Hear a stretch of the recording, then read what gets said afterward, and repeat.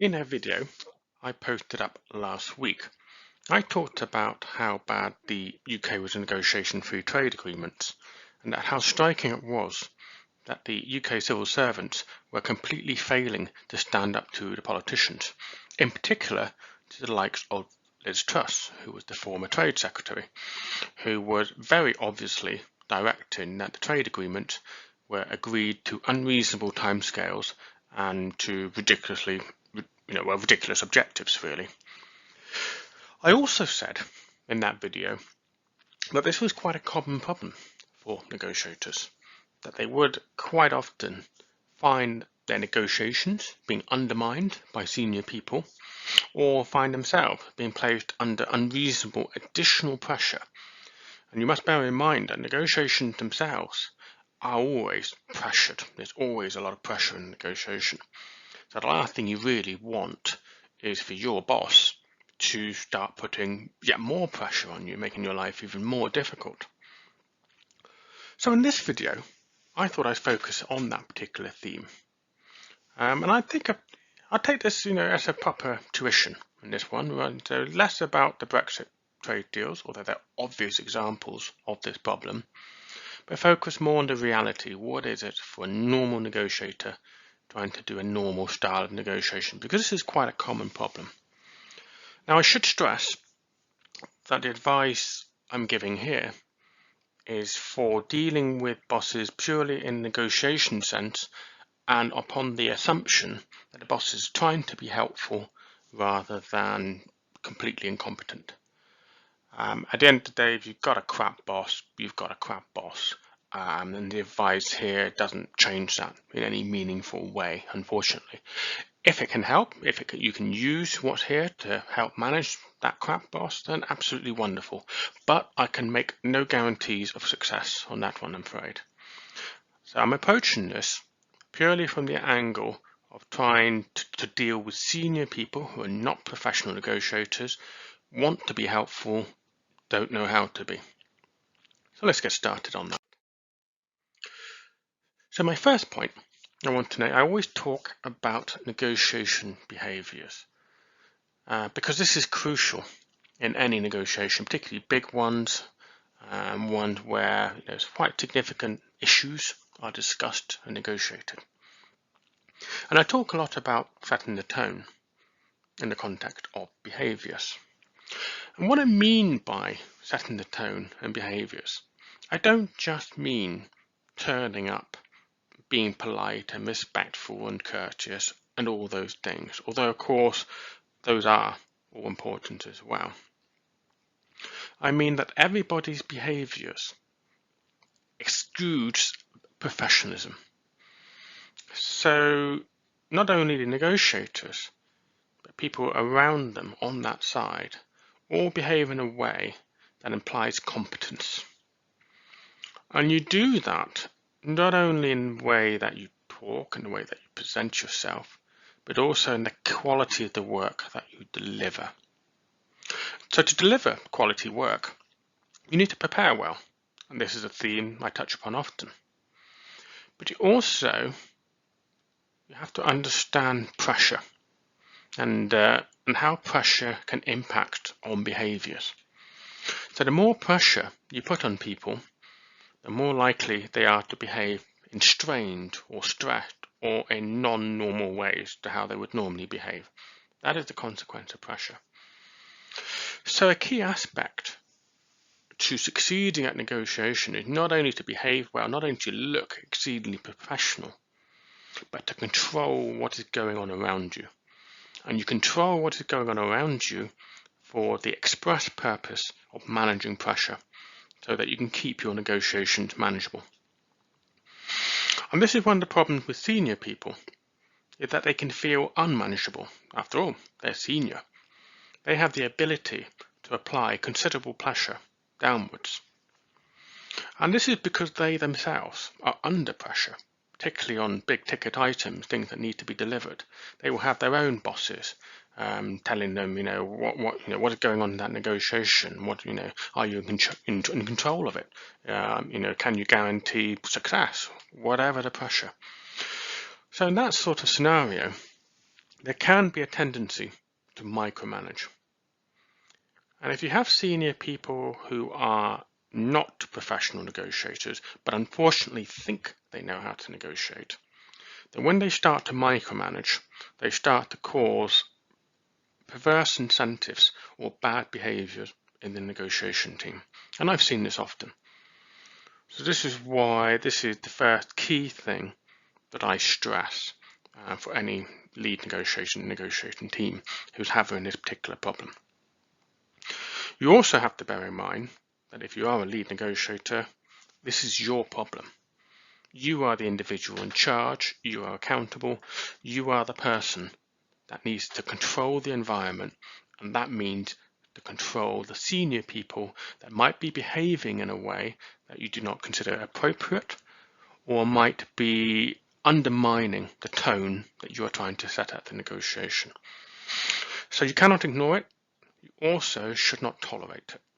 You should not allow senior people to do that. You need to challenge that. And of course, challenging senior people has to be done diplomatically and carefully and constructively. And this is what I'm going to talk about in the rest of this video. So how do we do that? How do you say no? So that's the title of this video, say no to the boss, a little bit of an eye-catching theme, but it's serious. You do have to do that. Sometimes you do have to push back, and you have to explain why. And they have to understand what it is that is going on. So in any big negotiation, stakeholder management is a core skill set. And it can be quite surprising that people just forget or don't even want to do this. They don't want to manage all the variety of stakeholders that their large negotiation can have.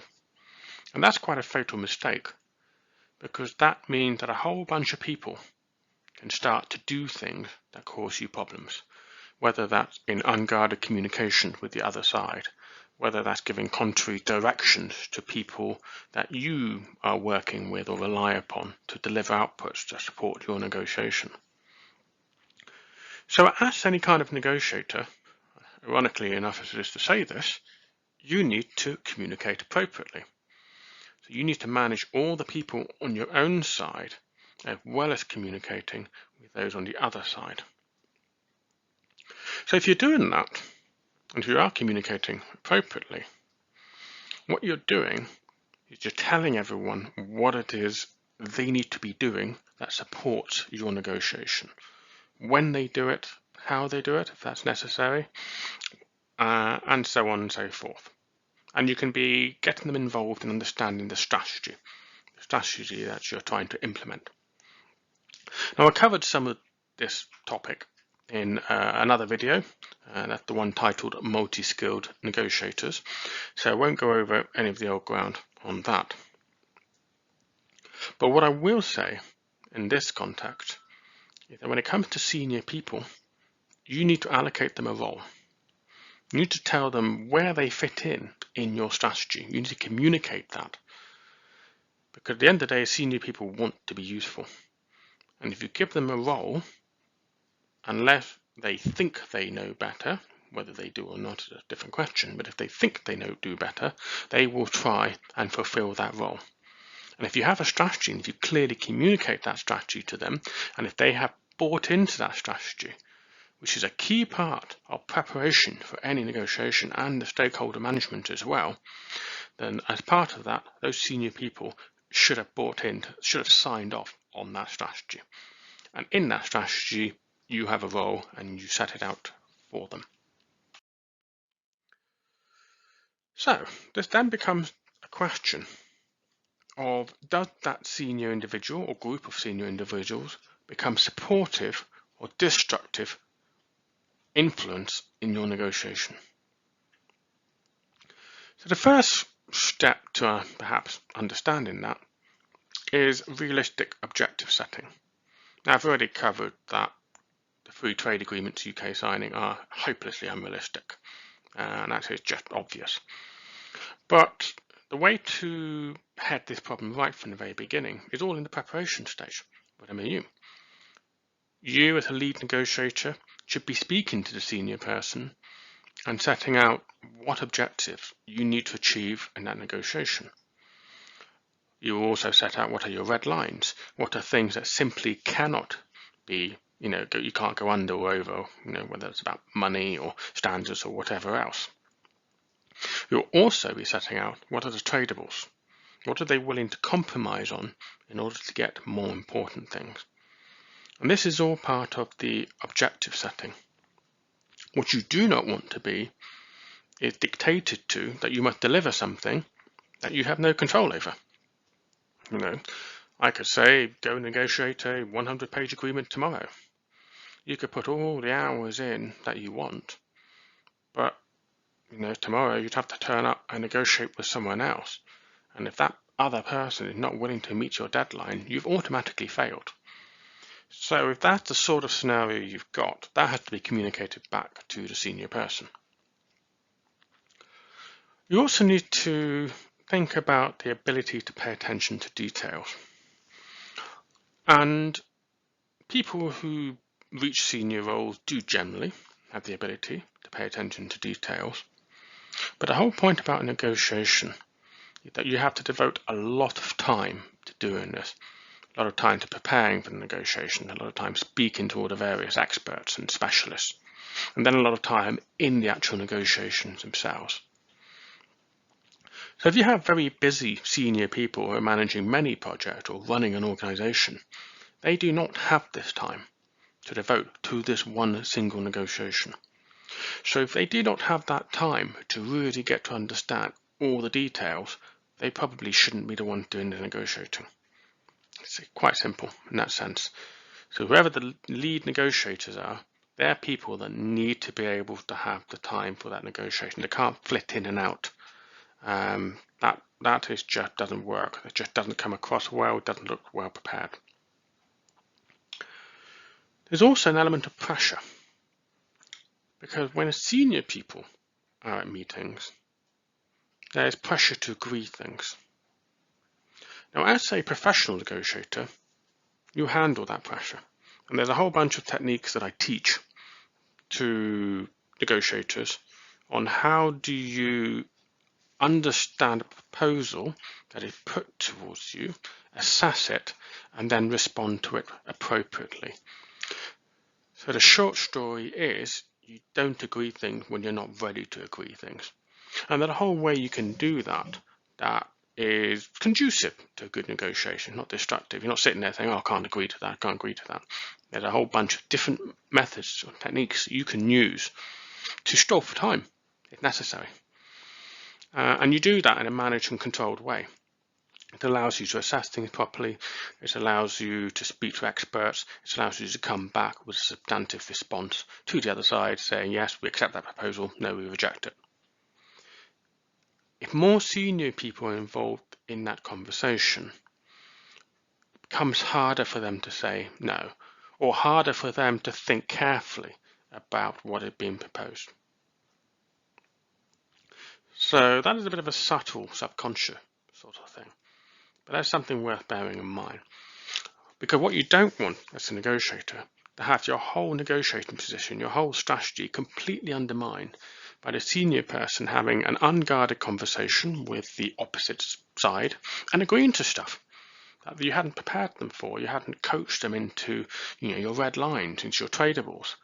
And if they go ahead and act like a rogue element, they are completely going to destabilize your negotiation. And I'll come to that point a little bit further towards the end of this slide. Because the next point I want to make is the pace of progress. It is an absolute fact of life that the more senior the people that get involved in negotiations, the slower the pace of the negotiation.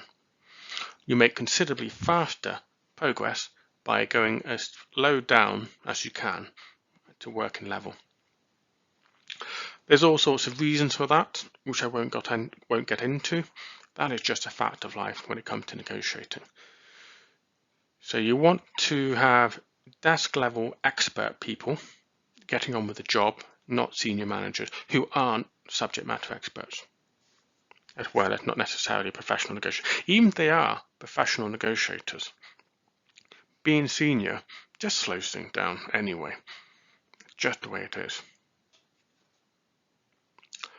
So you also, and this is perhaps flipping things the other way, when a senior person or anyone comes to a negotiation, they need to establish their credibility or authority.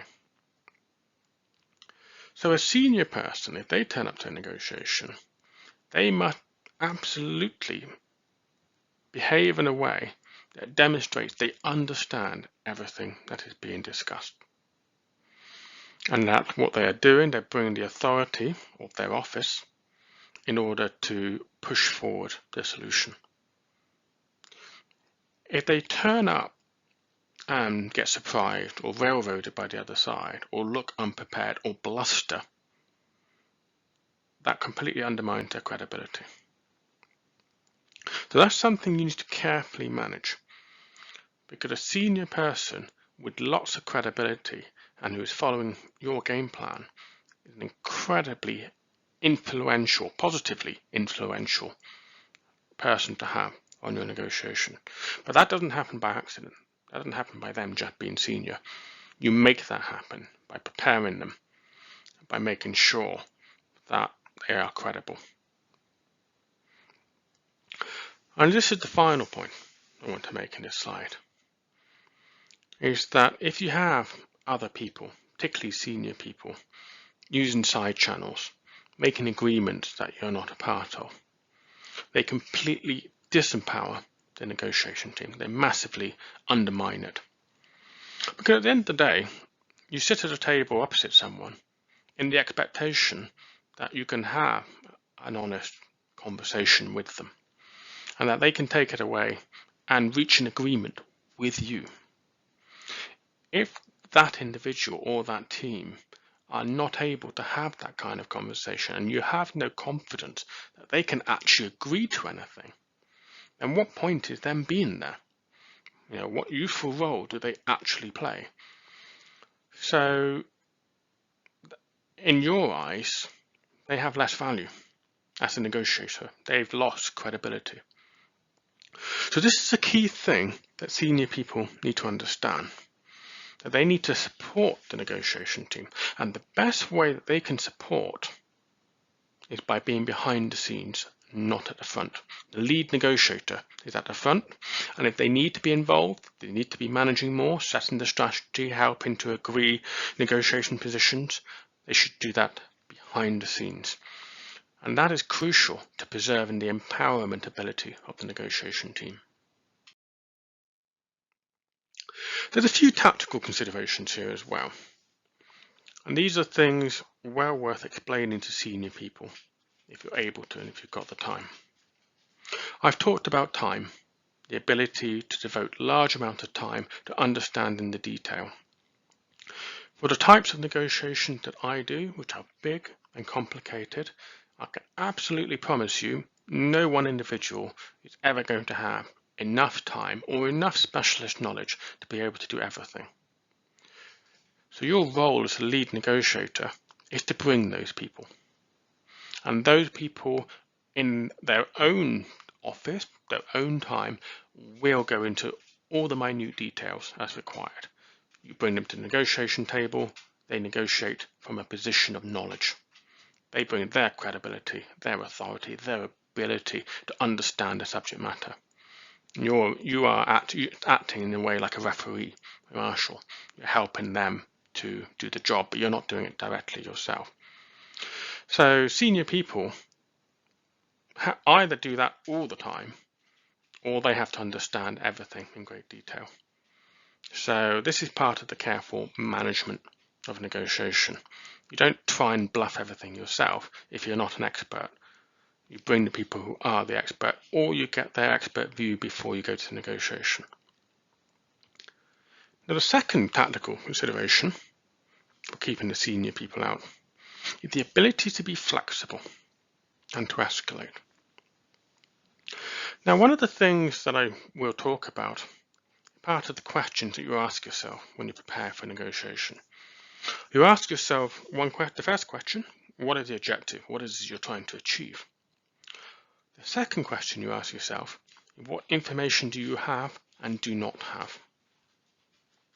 Now the reality is that quite often you may have to propose something and you do not have much information to how that will be received by the other side. They may absolutely hate it, maybe a flat out rejection. Now if you make that proposal at a senior level, that's very embarrassing to that individual. Someone had to climb down in order to go back from that proposal. And it can look like a climb down. Whereas if you're able to make that exact same proposal at a lower level, you've got much more room for that individual to say, okay, we can see that was not well received, and to go back from that proposal without it being an embarrassing climb down. So now, of course, what you also have is the ability to escalate. So you can make that proposal, it could be rejected. You've done that at a low level.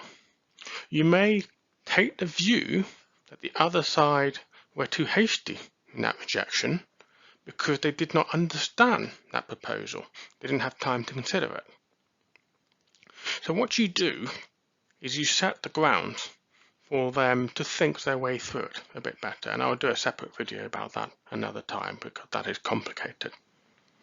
But to cut a long story short, the same proposal made by a low-level negotiator can be made again by a more senior negotiator later on, having done a bit of groundwork to prepare for that. And because that senior negotiator has turned up with their credibility, their authority, when they make that proposal, or perhaps they phrase it a bit differently, and perhaps because you've learnt more in that intervening period about why the other side rejected that proposal the first time round, when you've escalated that proposal to a senior level, it can suddenly get accepted. So you built in that time and you built in the flexibility and the ability to escalate. Where if you start right away at the beginning with that proposal at senior level, you just don't have that. You've made that proposal, it's rejected, it can't ever be proposed again, sort of thing. And the third tactical consideration is what I call the strategic unblocker role. Now, in my video, the multi-skilled negotiators, and I'll post a link to the bottom of this one for anyone who's not watched it, I talk about the strategic unblocker as being someone that can turn up to a negotiation and move things on. They can do that because they're an expert in their field, for example. They bring that recognized expertise with them to the negotiation. Or they can do that because they're a senior person. They have the ability to agree more, they're seen as an authority figure. And by doing that role, they can be doing the exact same thing that the lower level negotiators did before them. But they've turned up at the correct time to be influential. And that is how you can make progress. However, there's a catch. The catch is that the strategic unblocker role is also linked to scarcity. That person was not there before. They were not there at the beginning of the negotiation all the way through. So them turning up is something special, if you like. They've been scarce up to that point. And it makes them more effective, makes them more influential, makes that impact of them turning up to the negotiation that much more powerful. So this is something also worth mentioning to any senior people, that you want to time them to turn up at the exact time when they can make a huge difference. This is a team effort, basically, and that is their role. As an amusing aside, I was speaking to someone who worked for the EU, and they told me that this exact concept is very much embodied in how the EU Commission works and how they conduct their negotiations. And you'll see this in how they use their commissioners. They bring in those commissioners at the exact right point hopefully toward the end of the negotiation, to maximize their impact or to seal the deal. That is what they do. That is a recognized strategy in the EU. So I can't claim to be the first person to have ever thought of this, although I did think of this independently of that example. But this is something that the best negotiators in the world use. Therefore, it's definitely a tactic that you, if you're going to be negotiating things, will want to use yourself. So some final thoughts here. You've got to set the tone. And you've got to maintain credibility all the way through the negotiation. And that means not allowing senior people to undermine your credibility, and then for them to understand that, them understand their role. So communication, of course, is key. And I always talk about this. As running a negotiation is about internal communication as well as external. And in fact, you'll probably spend far more time conducting internal communication than you will do external. That is the nature of doing a big negotiation. And so what you also have to do is you have to maintain confidence. So if you've communicated well, if you've done effective stakeholder management, and if you've got an effective strategy, which you've also communicated and got their support for, then you should be able to maintain the support of the senior people in terms of fulfilling their role. And so the final point I will make, that this is your job. Your job is to say no to the boss. Your job is to tell the boss what it is you need them to do and how to make them effective at your negotiation. And there's no shame in doing that. Sometimes people might think, oh, he just said what I said and they said yes to him and no to me. That happens. But if you operate as a team and if you share in the success as a team, then that doesn't matter. Your objective is to achieve your outcome. It isn't to take personal glory, if you like, from the negotiation. The fact that you've concluded that negotiation itself will be the credit to you, no matter what level you are and operate to, and no matter if you brought the senior person in to finish things off. That is a perfectly viable strategy, and anyone sensible will recognize that. So a little bit of a longer video than normal. Sorry for any squeaking sounds you might have heard. That was my dog being annoying. I hope you found this helpful. A little bit more complicated than usual, this stuff. This is not normal negotiation material. This is very much advanced material. So not always easy to explain via video. But I hope you found this helpful and welcome any comments you may have.